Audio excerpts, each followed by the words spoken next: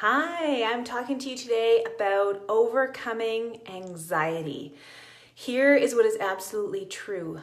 30% of teens are diagnosed with an anxiety disorder, and 100% of teens experience anxiety at some point because anxiety is a natural human emotion. But right now, our teens are experiencing anxiety through the roof, and it is shutting them down. And if you weren't anxious before, if you are parenting an anxious teen, that can lead you to be anxious as well, because as one mom shared with me, I just can't stand the drama. And when your teen is going through all of these emotions, it ramps up the entire household. And for those of you who are going through this, you're nodding your head saying, absolutely.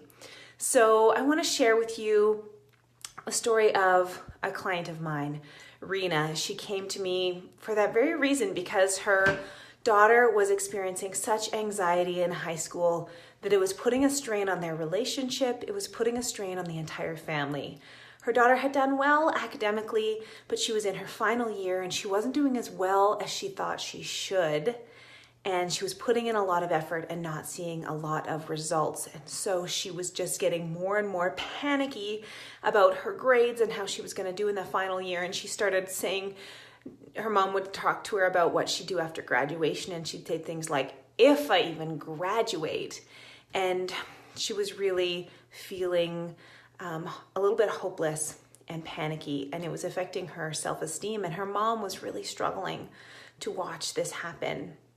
So first, with Rena, we got really clear about her vision of how she wanted to show up for her teen. She could see all the things she wanted for her teenager, but she didn't know how she, as a mom, could stand up.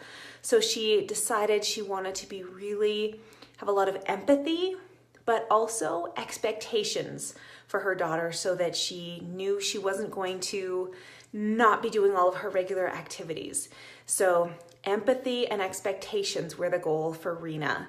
Then we started to see how Rena had a pattern of not really taking good care of herself, but instead pouring all of her energy into her kids. And we realized that that was making her exhausted and worn out. So in those moments when her daughter was full of anxiety, Rena actually couldn't be very empathetic. And it was hard for her to set a boundary and hold it with those expectations because she was so worn out herself.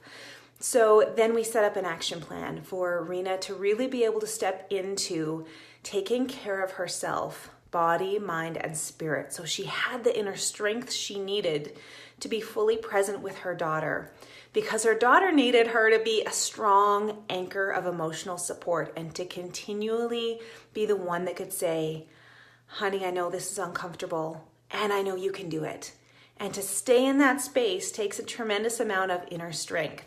So by the end of our work together, Rena was super clear about her role in her daughter's life, to be that strong force of continual reassurance, because her daughter kept freaking out and kept coming to her mom for reassurance. And when Rena learned how to take care of herself, she could really give that. So I'm sharing this story with you so you can hear how Rena went from totally overwhelmed by all this drama her daughter was creating and actually resenting that her daughter was creating this drama, to shifting into deep self-care so that she could be present with her daughter and be that strong anchor of emotional support that she wanted to be. So she was the mom that could say, I know it's uncomfortable and I know you can do it. So that gives you a clear example of the shift that so many parents are able to make when they are parenting someone who is anxious and they're actually feeling a bit overwhelmed in it themselves. So here is a super exciting thing that I'm sharing with you. On Saturday, I'm actually offering a free class called Parenting Through Anxiety. And I'm going to teach you for an hour about how to understand anxiety. And here's the thing, often anxiety looks a lot like anger.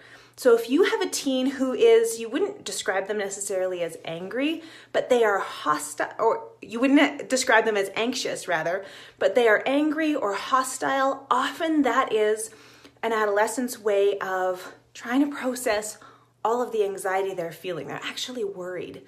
So come to my class on Saturday and you'll be able to really identify if your teen is perhaps struggling with anxiety or if you're struggling with anxiety, and I will give you some action steps of what you can start to do about it. So this first class is actually the first in a series of 8. So I'm offering the first one for free. You can try it out.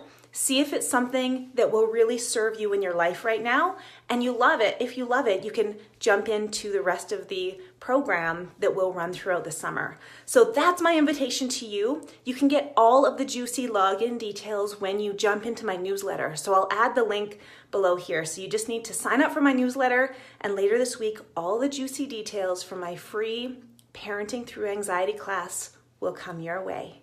Okay, everyone, until next time, be well.